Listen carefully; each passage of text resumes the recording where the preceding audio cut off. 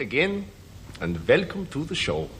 There's something about him that is just, he just breaks the rules, and you don't judge him by any other standards. John Cleese. John Cleese, John Cleese, John Cleese, John Cleese, John Cleese. And look at that hair, dark like raven's wings. And that neck like a swan's. During our university years, there was never any doubt that Cleese was the genius there. He turned up in the 60s just in scenes with Ronnie Corbett, which you would never expect. Just look at her move, like a proud leopard in the jungle. She's certainly going to make some lucky man a wonderful zoo. Because we're in Canada, we got a lot of British TV.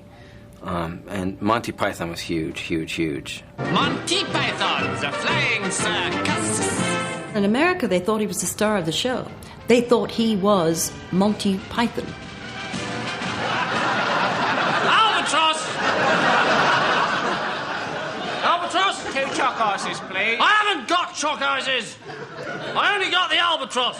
Physically, he can do anything. I mean, he's brilliant. Now he's getting older. I don't think he will try those silly walks. He might break a lumbar. The very real problem is what it matters. I'm afraid that the Ministry of I mean, he's hilarious even if he's not doing anything. Even if he just walks into a room. How can that be? Hello! Are you the brain specialist?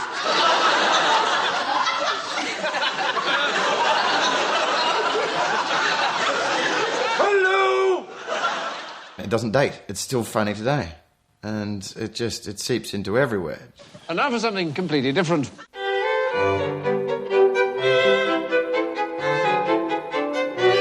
I know every single line in Fawlty Towers.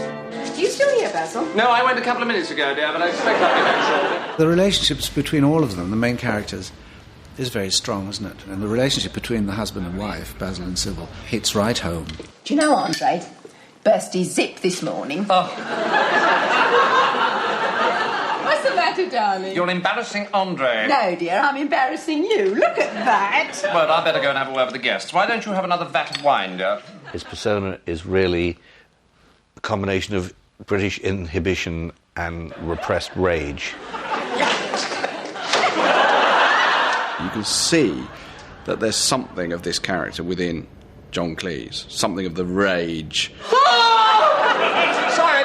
The sense of misjudgment and frustration is in him as well. Get a clean one. He's clean now.